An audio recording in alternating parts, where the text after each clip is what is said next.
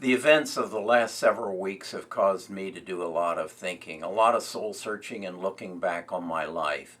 And I don't think our country has been in a position in my life, my 75 years, of importance as it is today. I wasn't alive for the attack on Pearl Harbor, and I wasn't alive to recognize or see how the country came together.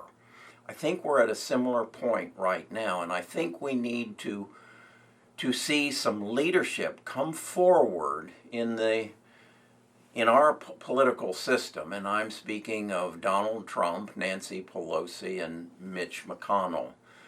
I'm disappointed that this weekend they aren't together coming up with a plan as to what we're going to do starting on Monday. Let me give you some background. As we've seen all week, American business is taking a big hit from the coronavirus. Stocks tumbling yet again today, with the Dow losing another 256 points.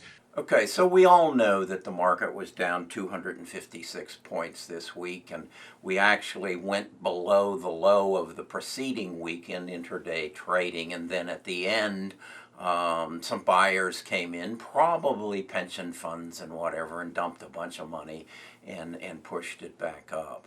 But I think the reality is this is going to have some far-reaching effects. It's going to reach into the small guy. And what I mean by that is the coffee shop, the movie theater, the restaurants.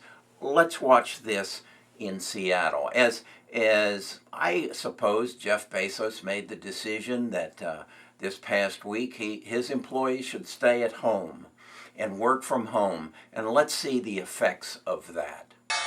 From Wall Street to Main Street, the coronavirus is slamming the economy. Small businesses like Rachel's Ginger Beer are in crisis mode. This is just potentially absolutely devastating.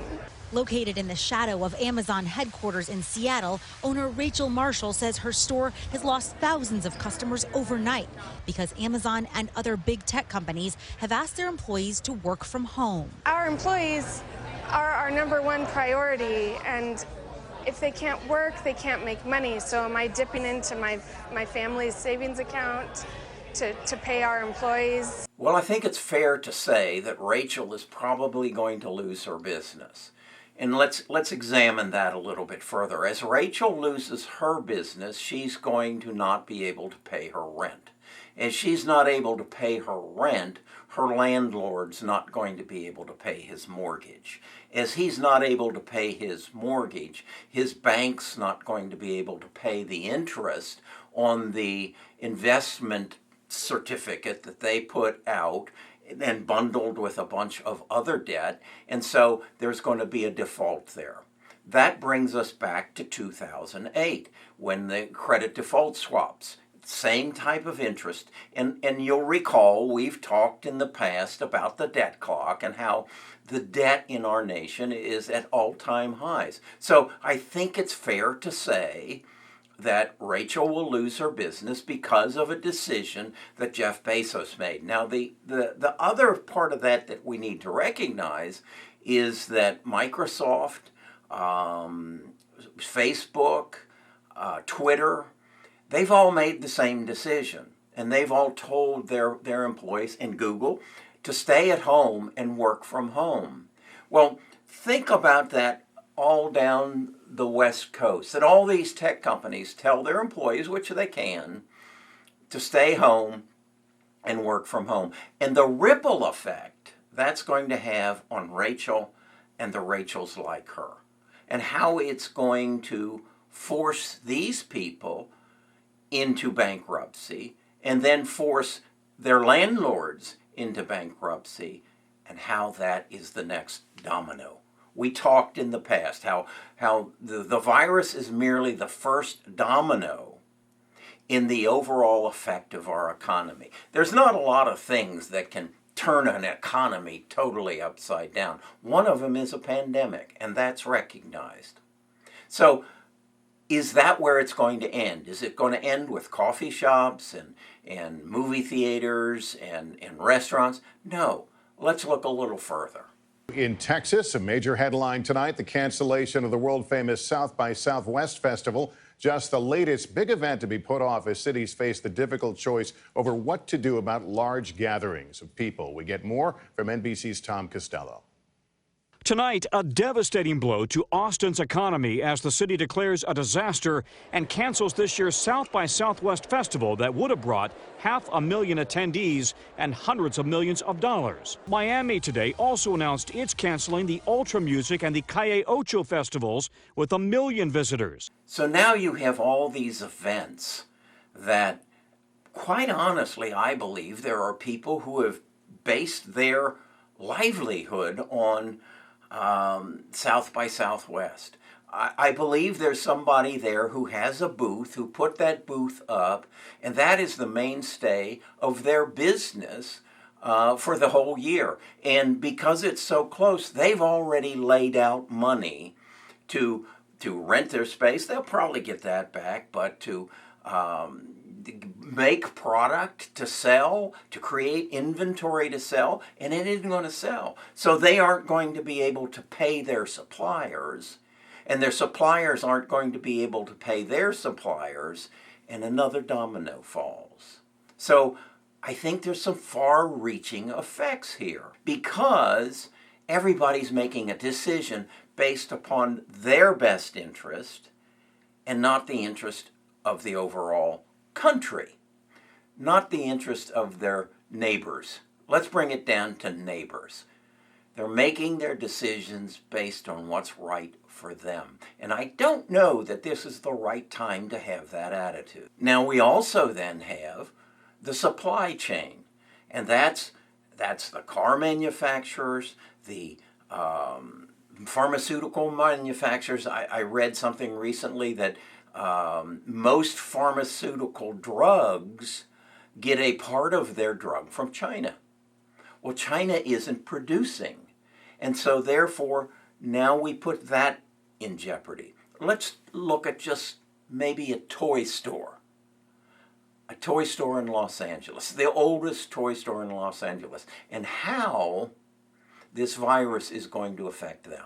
At Kip's Toyland, the oldest toy store in Los Angeles, their inventory is dwindling as cargo ships from China aren't setting out to sea. What's the impact on the toys that you're trying to sell here? Good question. Things are beginning to slow down. Hopefully we'll be able to sustain ourselves until the supply chain gets filled again. Now we know that maybe the tech industry isn't working on the West Coast, and possibly the financial industry will come to a similar conclusion on the East Coast. And so therefore, anybody who's a cab driver, who's maybe an Uber driver, who's in the gig economy, that doesn't have any recourse from any employer to help when they're laid off or not working, to get some compensation. So again, we have car loans that can't be paid. Again, house mortgages that can't be paid.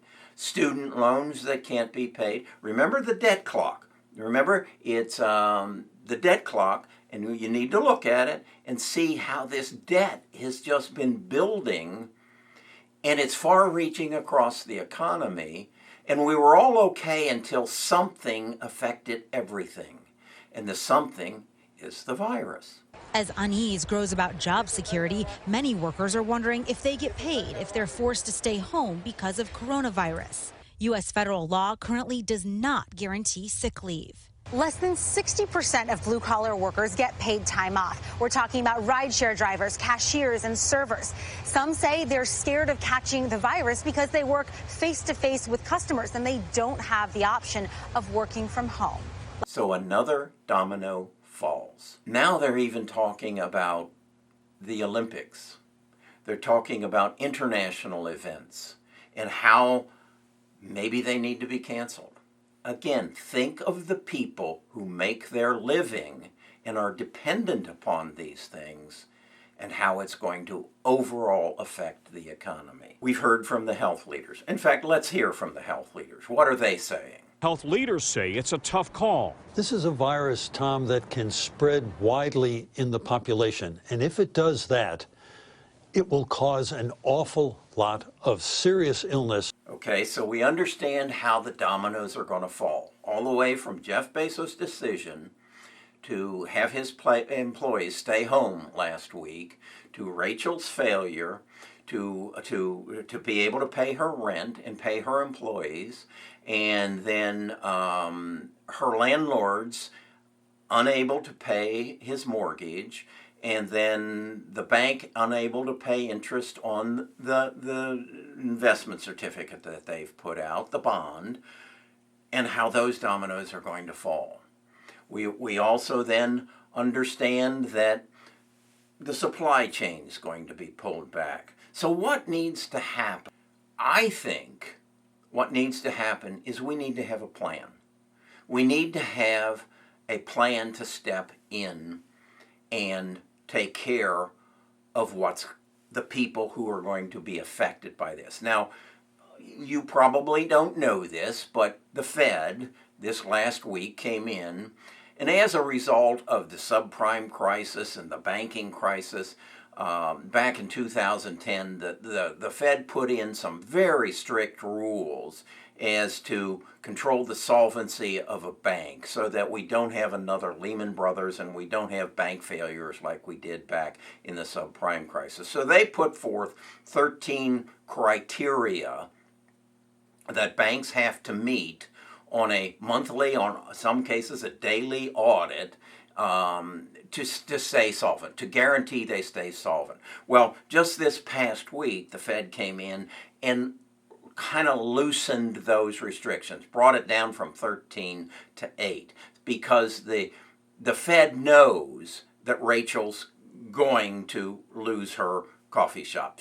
They know that her landlord's going to default on his mortgage. So they're trying to give some leeway so that we don't have another subprime crisis, so that we keep as many people above water as we can. So that's taken action. What disappoints me, though, is that I am being left as one of 300 million citizens of the United States to make decisions of how I'm going to react to this. Now, my decision doesn't have many ramifications, but we've already seen that Jeff Bezos does, and Mark Zuckerberg's will, and Larry Page and Sergey Brin's will. So as the tech companies make their decisions for what's right for them,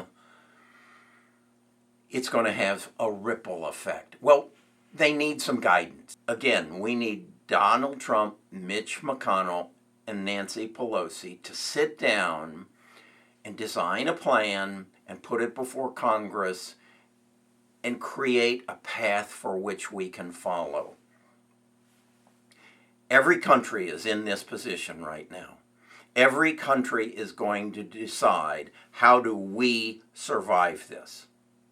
We know that Russia has refused to reduce their oil production, even though OPEC says it has to be done. Russia says, no, we need the oil production. We're staying at where we're at. So I think what potentially is going to happen, it's going to be everybody for themselves. At that point, the dynamic changes dramatically. The most important commodity is no longer the American dollar. It becomes food. Because at that point, certain people are going to starve. If the economy shuts down, give you an example. China, in the last 30 years, moved itself from the number 7 economy in the world to the number 2 economy of the world. The way they did that, in great part, was they took the farmers out of the fields. China's agricultural economy is not like ours. It's not big corporations. It's not big John Deere tractors and combines going through fields and harvesting. It's gardens. China's food comes from gardens and individual farms.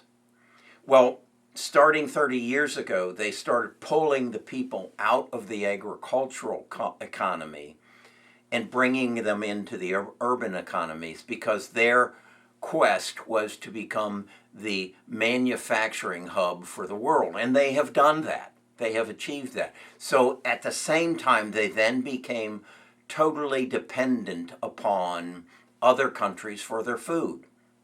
They are the largest importer of soybeans. They are the largest importer of corn. They are the largest importer of pigs.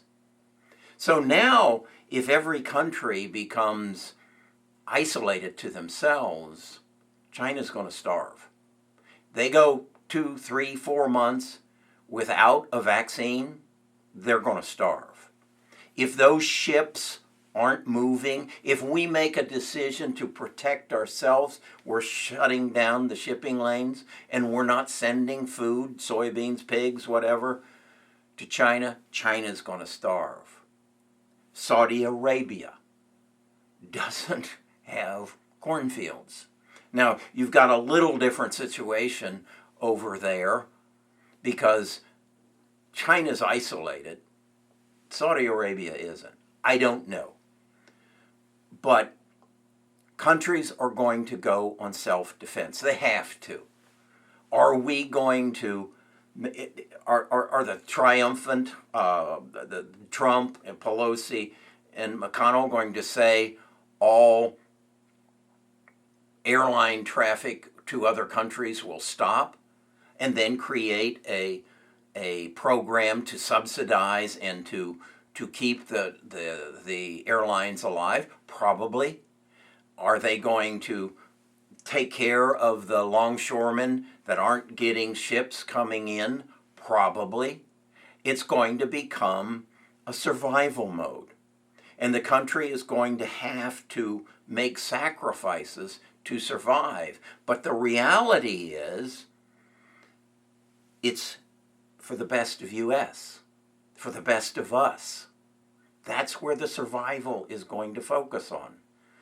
Each country is going to have to take care of themselves. Now, we might work closely with Canada, and we might work closely with Mexico, but we've got to make sure that this virus doesn't come in and devastate us. Now, the other thing I think you need to recognize is we're going to go into war mode. When you go into war mode, when Eisenhower made the decision to storm the beach in Normandy, he knew how many casualties he was going to have. We're going to have to adapt to that. We're going to have to reconcile that a certain number of people are going to die. But for the rest of us to survive, this is what we've got to do. I'll come back to the start.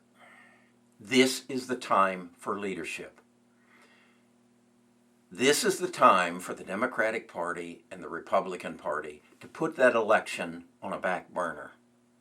Because the leadership that comes forward is who's going to win the election in November. It's not going to be decided by rallies where more people are exposed to each other. It's not going to be decided by spending money on advertising that they're bad, I'm good. This is an opportunity in our lifetime to find a leader, to find someone who can take us through this storm, who can basically bring us together as the best of the U.S. and the best of us.